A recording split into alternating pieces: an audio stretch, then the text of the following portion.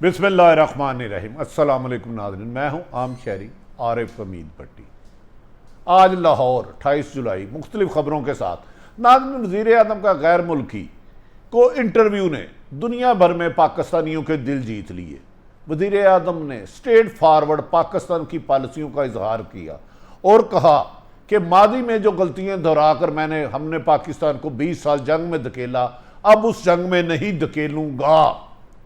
न इस बेबाकी, इस दलेरी की सारे ही तारीफ कर रहे हैं, क्योंकि जिस कौम का हुक्मरान बुज़दिल हो, करप्ट हो, गैर मुल्की एजेंडे पर हो, वो मुल्क का दफा नहीं कर सकता। वज़ीर आज़म पाकिस्तान ने वाज़ेह तौर पर कहा कि वो अफ़गानिस्तान में अमन कायम करने के लिए तमाम तर इक़दाम कर चुके हैं और आज यही स्टेज है कि अभी तक जो खाना जंगी वहाँ नहीं हुई उसमें पाकिस्तान का कलीदी किरदार है। हमने तालिबान को कायल किया कि आपको अमेरिका फौज के इनखला के बाद वहां अमन कायम रखना है और उसके लिए पाकिस्तान अमन के लिए तो हर मुमकिन मदद करेगा, लेकिन किसी गैर मुल्की एजेंडे के लिए अपनी सरजमीन का 1 इंच भी नहीं इस्तेमाल होने देगा। वज़ीर आज़म इमरान खान ने अमेरिका के अफगानिस्तान में पहले से मदाहलत करने और भरपूर अपोजिशन कमज़ोर होने पर सियासी तस्फिया तलब करने के मामले पर भी सवालात उठाते हुए कहा है कि अमेरिका ने अफगानिस्तान में सूरत हाल बहुत ख़राब कर दी है। अमेरिका अफगानिस्तान से उस वक़्त निकला है 20 साल बजाय कि वहाँ अमन कायम करता। वहाँ इतने ग्रुप्स बन गए हैं जो एक दूसरे की जान के दुश्मन है। इन हालात में अमेरिका का अचानक निकल जाना तो अच्छी बात है, लेकिन वहाँ अमेरिका नफरत के बीज बो गया है भारत के ज़रिए, जिसकी वजह से अफ़गानिस्तान में खाना जंगी का ख़तरा है। अगर खाना जंगी वहाँ होती है तो उसके असरात पाकिस्तान में भी आएंगे। दूसरी तरफ नाज़रीन, मरियम नवाज के एस्टेब्लिशमेंट मुखालिफ बयानिए और पाकिस्तान के तनाज़ारों पर तनकीद करने की वजह से ना सिर्फ मुस्लिम लीग इंतशार का शिकार थी कि बल्कि अरसा दराज से सियालकोट में पीपी की सीट जो मुस्लिम लीग नून की शुरू से पिछले 10-15 सिलेक्शनों से जीते आई थी, आज वो अभी तक इतलात के मुताबिक हार गई है और पीटीआई उसमें कामयाब हो गई है। इसमें मुस्लिम लीग नून के सीनियर कायदीन का कहना है ये शिकस्त मरियम की जज्बाती तकरीरें, इंतकाम भरी तकरीरें और इस्टेब्लिशमेंट के खिलाफ जहर उगलने की वजह से हुई है। अगर किसी अदारे के बंदे ने कोई ज्यादती किया तो उसका नाम लेके शिकायत लगाई जा सकती थी, लेकिन पूरी फौज के बारे में हरदा सराई पाकिस्तानी कौम बर्दाश्त ही नहीं कर सकती, क्योंकि पाकिस्तानी कौम अपनी फौज से दीवानावार प्यार करती है, इश्क करती है।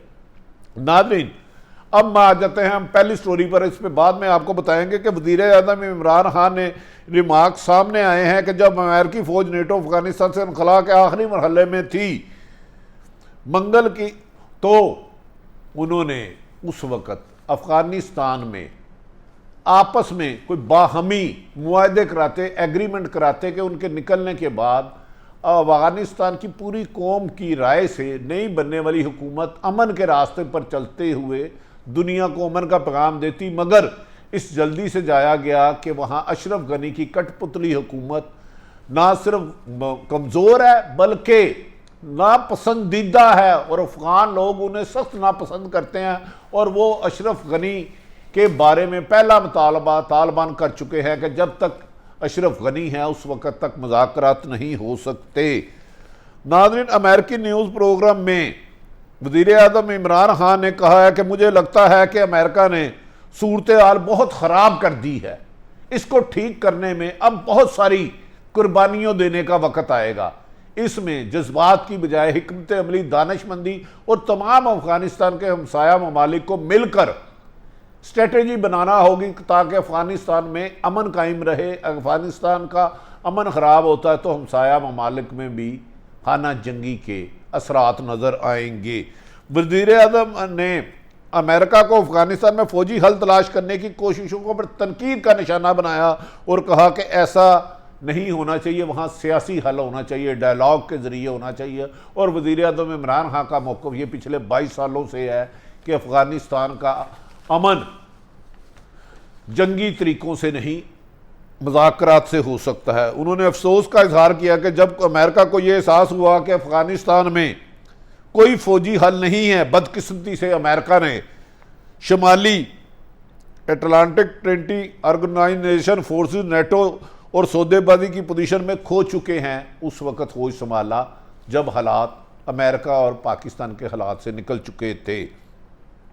नाज़रीन, इस मौके पर उन्होंने कहा कि पाक फौज ने बेशुमार कुर्बानियाँ दी हैं। 80,000 लोग शहादतों देने के पाकिस्तान में अमन में हैं। अब किसी गैर मुल्की की ख्वाहिश के खातर पाकिस्तान के अमन को तबाह नहीं कर सकते। तहम एक मरतबा उन्होंने कहा फ़ौज को बामुश्किल 10,000 कर दिया था।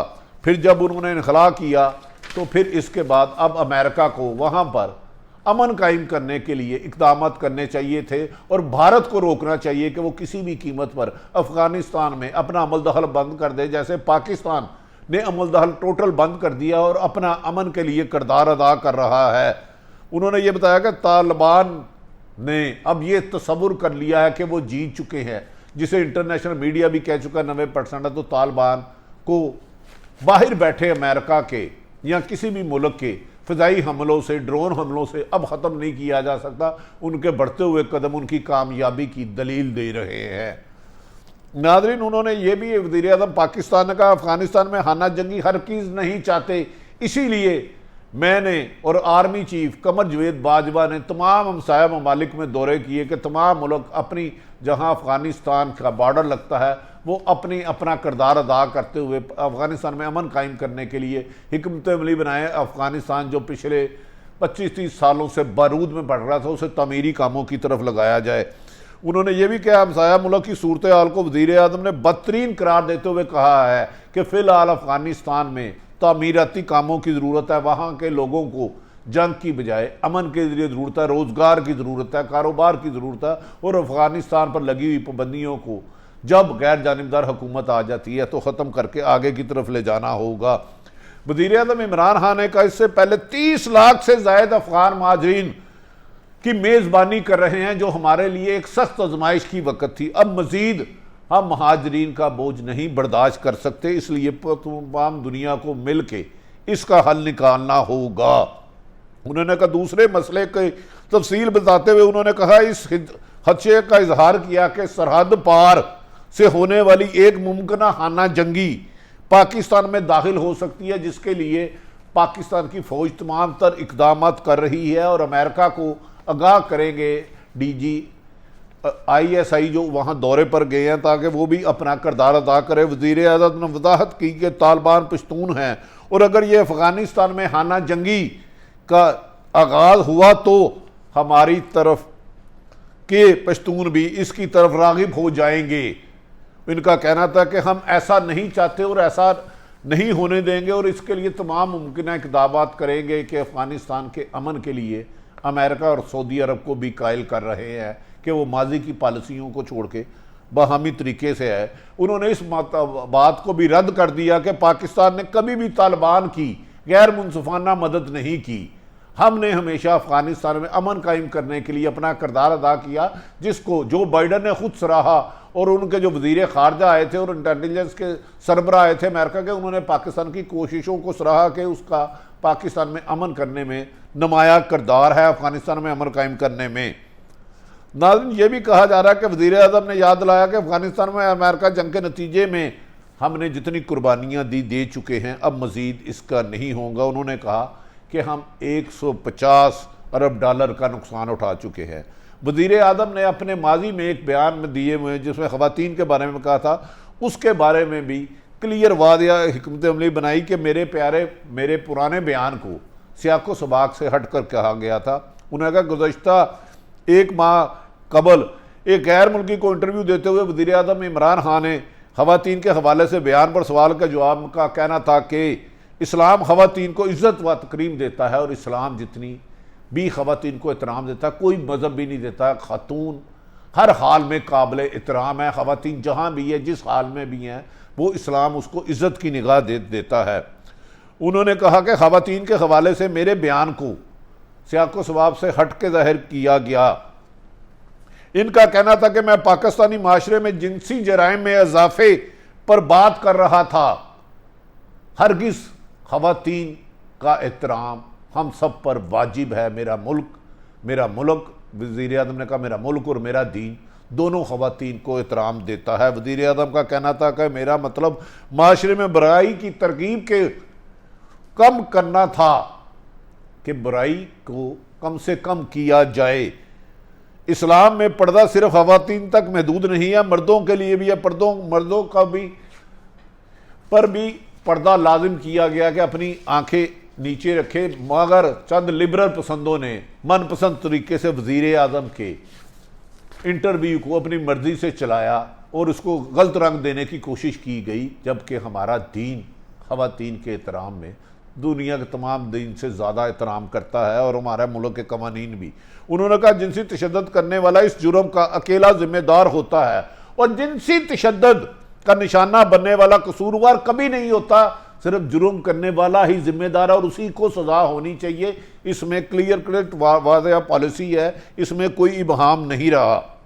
नाज़रीन, दूसरी तरफ ये भी कहा जा रहा है कि वज़ीर आज़म पाकिस्तान ने जो इस इंटरव्यू में वाज़ेह किया उस पर लोगों ने उसको सराहा कि पाकिस्तान की अब बैनुल-अक़वामी पॉलिसी वाज़ेह है। वज़ीर आज़म ने इस मौके पर अपनी टीम को कहा कि वो बहुत जल्द 3 साल कारकर्दगी 18 अगस्त को बताएंगे कि उन्होंने 3 साल में माजी में जो मसाइल छोड़े गए थे उन्हें किस तरह हल किया। वज़ीर आज़म पाकिस्तान ने एक ये भी ऐलान किया है कि वो अब बलूचिस्तान से नून लीग का खात्मा कर दिया, आज़ाद कश्मीर गिलगित बल्तिस्तानिया और आज सियालकोट की सीट जीत के वज़ीर आज़म का कहना था कि पाकिस्तान की अवाम तरीके सार पर एतमाद कर रही है और वो बहुत जल्द सिंध का दौरा करेंगे और सिंध में PTI को मजबूत करेंगे। जिम्मेदार हल्के कहते हैं कि सिंध में जाना वज़ीर आज़म का एक बहुत बड़ा चैलेंज है, क्योंकि सिंध में जुल्फ़कार अली भट्टो का अंदरूने सिंध जुनून है। सिंध में करप्शन अपनी जगह रही, बेपनाह करप्शन की शिकायत है, लेकिन वो हर पूरे मुल्क में है। लेकिन वज़ीर आज़म ने ये मुश्किल टारगेट अचीव करना है कि अगर सिंध में जाके अगर वो पीपल्स पार्टी के लोगों को तोड़ते हैं तो एक मुश्किल मरहला होगा। याद रखें कि 2018 में कराची के लोगों ने वाज़ेह तौर पर उनको वोट दिया, लेकिन PTI के लोग उस तरह उनकी खिदमत नहीं कर सके जिस तरह उन पर एतमाद का इजहार किया गया था। दूसरी तरफ नाज़रीन, आज के इलेक्शन हारने के बाद सियालकोट में मरीम नवाज़ के ख़िलाफ़ एक पूरा महाज नवाज़ शरीफ की तरफ हो गया है कि अगर आपने मरीम नवाज़ के हाथ सियासत की बागडोर देनी है तो आइंदा आने वाले इलेक्शन में मुस्लिम लीग नून की कामयाबी के दूर तक कोई असर नहीं। अब मुस्लिम लीग नून को फैसला करना होगा कि उसकी बागडोर शहबाज शरीफ के हाथ में होगी या मरीम नवाज़ के। अगर ऐसा नवाज़ शरीफ अपनी बेटी के हक़ में फ़ैसला करते हैं तो क्या मुस्लिम लीग की सीनियर क़यादत भी बड़ा फ़ैसला कर सकती है? ये फ़ैसला क्या हो सकता है, ये आने वाले दिनों में वाज़ेह हो जाएगा। जबकि पूरे पाकिस्तान में साबिक़ वज़ीर आज़म नवाज़ शरीफ की लंदन में हमदुल्ला से मुलाकात पर तनकीद की गई है। उन्होंने कहा कि उस शख्स को रियासत की तौर पर पाक फ़ौज ने नापसंदीदा करार दिया था इलेक्शन से कबल आज़ाद कश्मीर में। ऐसे शख्स से वज़ीर आज़म साबिक़ वज़ीर आज़म नवाज़ शरीफ की मुलाकात समझ से बाला है। कोशिश करनी चाहिए कि जो हमारे वतन अज़ीज़ को गाली देता है, वो मुल्क पाकिस्तान हमारी माँ है, जो वतन अज़ीज़ को गाली देता है हमारा दोस्त नहीं हो सकता। कहते हैं कि मादी सोतन ईदी से ली वज़ीर, मेरा ख्याल है इमरान खान साहब नवाज़ शरीफ को अब गुस्से को ख़त्म करके दानिशमंदी से मुस्लिम लीग को चलाना होगा, वरना मुस्लिम लीग नून का मुस्तकबिल कुछ ज़्यादा बेहतर नहीं होगा अगर मरीम ने इसी नैरेटिव को इस्टेब्लिशमेंट में हालत दिया। ताहम ये बात ज़रूर है कि तमाम अदारों को अपने आइन और कानून की हदूद में रह के अपना काम करना चाहिए। इसी में पाकिस्तान की तरक्की, खुशहाली और कामयाबी है। नाज़रीन, आरिफ हमीद भट्टी ने सूरत हाल आपके सामने रखी। अगर आरिफ हमीद भट्टी का यूट्यूब चैनल पसंद आए तो इसे सब्सक्राइब करें। पाकिस्तान जिंदाबाद।